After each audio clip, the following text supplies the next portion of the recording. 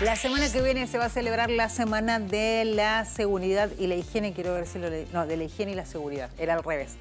Así que vamos a estar hablando de este tema. Lo vamos a hablar con el ingeniero Hugo Victoria, quien tenemos aquí, lo vamos a presentar, y también con el técnico en Higiene y Seguridad, Nair López. ¿Qué tal? Bienvenidos a los dos. ¿Cómo están? Muchas gracias por la invitación. Bueno, hay que decir que ellos trabajan en el ámbito de la universidad, pero está bueno aprovecharlos, digo, porque vamos a hablar un poco de lo que está sucediendo y cómo están trabajando en la Universidad Nacional de Cuyo, pero me parece que es interesante hablar de la semana en sí, ¿no? El significado, la importancia. Hace un tiempo atrás, no se me ocurre decir, 20 años tal vez no se hablaba mucho del tema, ingeniero. Ahora es más como se sabe, ¿no? Diría que hace 20 años se comenzó a hablar más del tema a raíz de la implementación de la ley conocida como ley de ART, la 24.557, que es el año 96, ¿no? Después se reglamentó. Pero la Semana de la Higiene y Seguridad, digamos, el primer día, que es el 21, surge porque el 21 de abril del año 1972 se sanciona la ley 19.587, conocida como Ley de Higiene y Seguridad en Argentina, que fue, digamos, en ese momento como un adelanto, una ley muy, muy importante. Se reglamentó 7 años después, recién en el 79. O sea, se reglamentó y se comenzó a implementar. Aplicar, claro. Pero bueno, después que, por supuesto que estábamos todavía en esas épocas. Donde hay como un periodo de adaptación también, ¿no? De sí, eso de muy verde, no había... De manera relativa, de a poco. Claro, porque no había, digamos, cómo implementarla en las empresas, cómo controlar, no había. En cambio, con la sanción de la ley en el año 96 de 24.557, ahí se crean los distintos actores que ahora controlan e intervienen en la higiene y seguridad, como fundamentalmente la Superintendencia de Riesgo del Trabajo. Se crean las ART, las Aseguradoras de Riesgo del Trabajo, y bueno, por supuesto están los empleadores, ¿no? Tal cual. Ahora le voy a preguntar a Nair, a partir de esto, ¿no? Es importante tener, digamos, ese concepto. ¿Cuál es la tarea que lleva adelante un técnico en higiene y seguridad? Un técnico en higiene y seguridad, por ejemplo, ¿no? Una de las tantas tareas que lleva a cargo la Dirección de Higiene y Seguridad de la universidad es, por ejemplo, la realización de los relevamientos edilicios de todos los establecimientos, en el cual lo incluimos en un sistema de gestión, el cual se está actualizando constantemente, de manera que la dirección pueda controlar todos los sistemas de seguridad, ya sea extintores, luces de emergencia, luces y demás. En base a ello pero sí nos sirve a nosotros para notar algunos desperfectos, algunas desviaciones, las cuales nosotros podemos aplicar medidas necesarias y adecuadas para mantener todo en control bajo la normativa legal correspondiente, ¿no? Claro.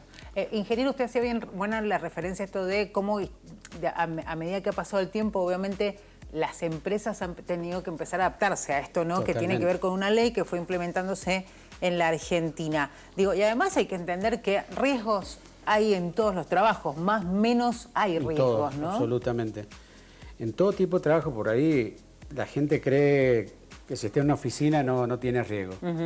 Pero si uno se pone a contabilizar los riesgos a los que está expuesto, en todos lados está, por ejemplo, el riesgo eléctrico. Sí.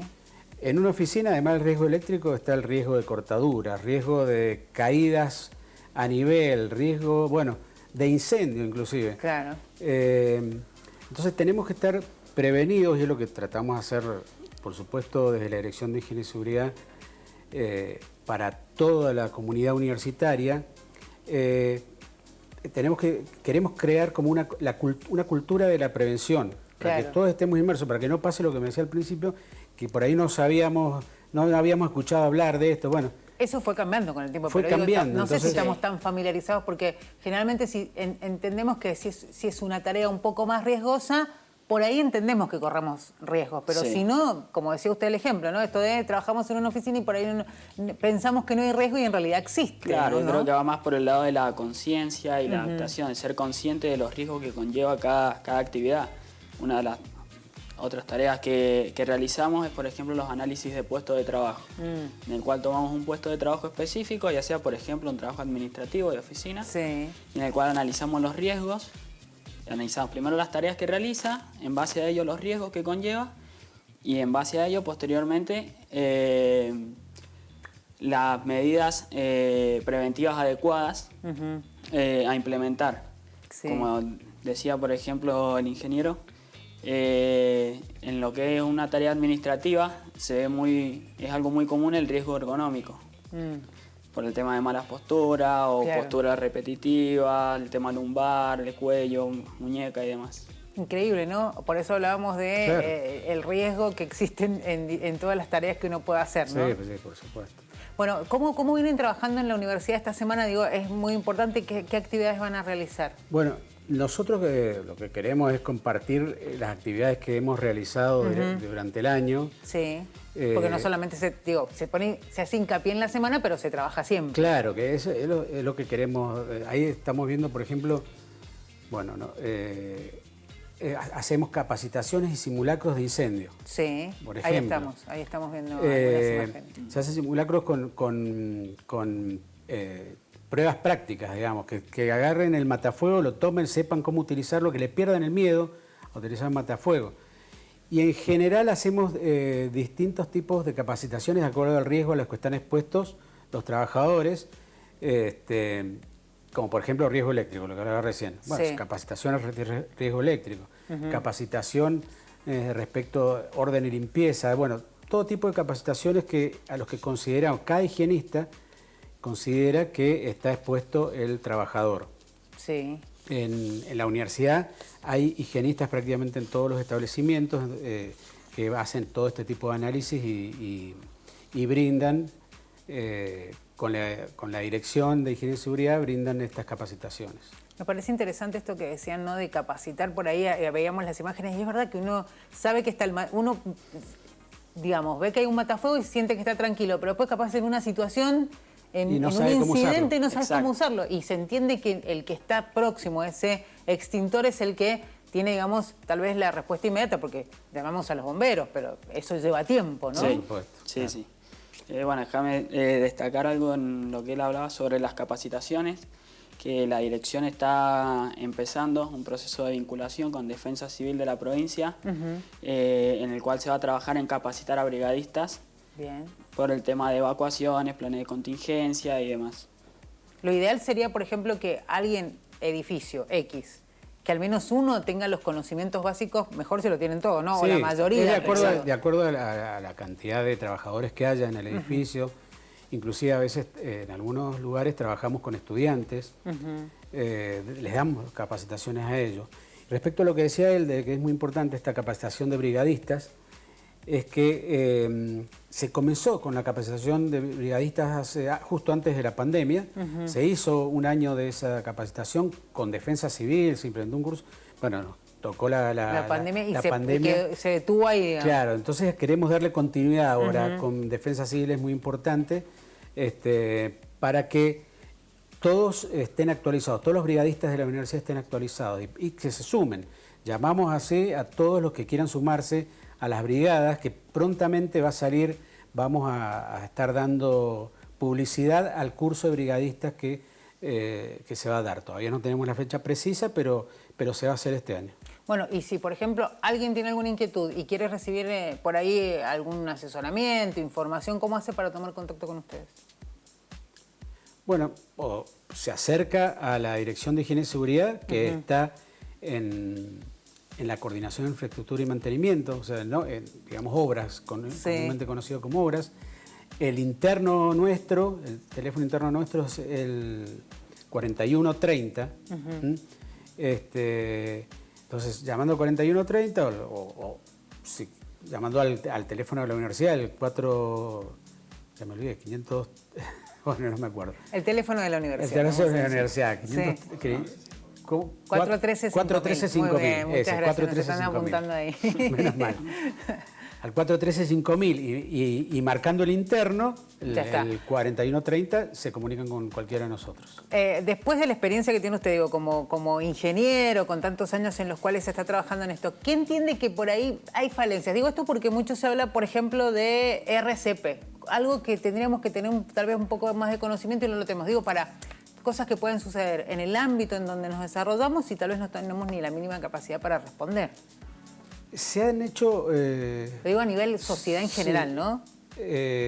Sociedad en general, bueno, sí, claro, porque en la universidad se hacen cursos de reanimación cardiopulmonar. A nivel sociedad, quizás no se toma conocimiento de lo importante que son los primeros auxilios. Sí. Con conocimientos de primeros auxilios se pueden salvar vidas. Tal cual, por eso lo preguntaba. Es muy importante, inclusive a mí me ha pasado de ir en la calle y ver una persona que estaba, que le había dado un infarto, que estaba ahí. Claro. Y bueno, esa persona se pudo salvar.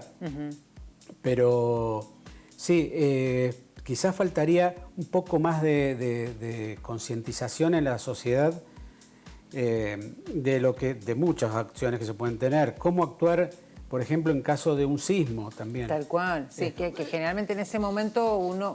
Si no está capacitado... Más de una recomendación es que no entres en pánico, pero en el momento hay muchos que realmente la pasan muy mal. Claro, y la primera opción sucede... es correr cuando no debería ser así. Por eso es necesario la capacitación para que nos controlemos en un momento como ese. Claro, para eso acá en la universidad, por ejemplo, hacemos periódicamente simulacros, porque es importante que la gente esté entrenada para este tipo de situaciones, para este tipo de contingencias.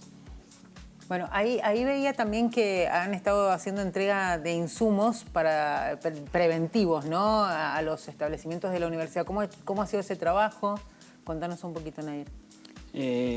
Sí, con respecto a la entrega de insumos preventivos, es lo que se lo conoce como elementos de protección personal, ¿sí? Más simplificado, EPP se le dice. Sí. Son justamente elementos de protección personal, los cuales hay que resaltar que son la última barrera de protección. Con esto me refiero a que la tarea de la dirección es primero tratar de eliminar el riesgo. Sí. Si no se puede eliminar, tratar de prevenirlo y si no, mitigarlo. Claro. Por ende, la última barrera es el elemento de protección personal. Hay como una lista de prioridades en ese Exacto. caso. Sí. Exacto. A ver, si vemos un riesgo presente, lo primero no es entregarle un elemento de protección personal, sino tratar de eliminarlo, mitigarlo, prevenirlo. Esto no quita que no sea obligatorio usarlo. ¿Sí? Porque los EPP son, digamos, no eliminan el riesgo. Claro. Exacto. Por eso protegen a la persona, pero no lo eliminan. Claro. Lo minimizan. Por eso lo más importante siempre es lo preventivo en esos casos, ¿no? Totalmente. Totalmente. Otro insumo muy importante que se entregó el año pasado son los... se hizo toda la gestión para conseguir, porque fue muy difícil, los repuestos para los DEA, para los desfibriladores automáticos. Sí. Finalmente el año pasado pudimos conseguirlo, pudimos hacer la gestión y conseguir esto. Se repartió en toda la universidad. Hay unos 40 desfibriladores que se entregó desde el rectorado, digamos, a través de la Dirección de Higiene y Seguridad, pero además muchos establecimientos y unidades académicas también ya habían comprado. Sus desfibriladores. Entonces, bueno, gracias a Dios pudimos conseguirlo después de una ardua gestión el año pasado. Bueno, buenísimo eso, ¿no? Que se pueda trabajar de la mejor forma y sobre todo tener los elementos que son los preventivos, que como siempre se dice, claro, ¿no? Son tal vez en donde más hay que hacer hincapié. Le agradecemos a los dos por este paso por acá por el estudio de Apuntes para hablar un poquito de esto. La semana que viene van a tener distintas actividades. Sí, vamos a estar teniendo capacitaciones en las distintas unidades, seguramente, y bueno, va a terminar todo con un simulacro de evacuación. Vamos a intentar que sea general. Hay que coordinar, ¿no? De todas las unidades académicas. Muchas veces no pueden todos, muchas veces no pueden todos, pero bueno, se va a hacer todo lo posible para que salga bien y que la población universitaria un poco más consciente y preparada de esto. Ojalá se logre, ¿no? Muchísimas gracias bueno, a los dos. Gracias. Bueno, repasamos. Estábamos con Nair López, técnico en Higiene y Seguridad de la Universidad Nacional de Cuyo, y el ingeniero Hugo Victoria, que también, por supuesto, es parte de Higiene y Seguridad de la Universidad. Nos vamos a ir a la pausa, enseguida regresamos. No se muevan del 30 de la TDA.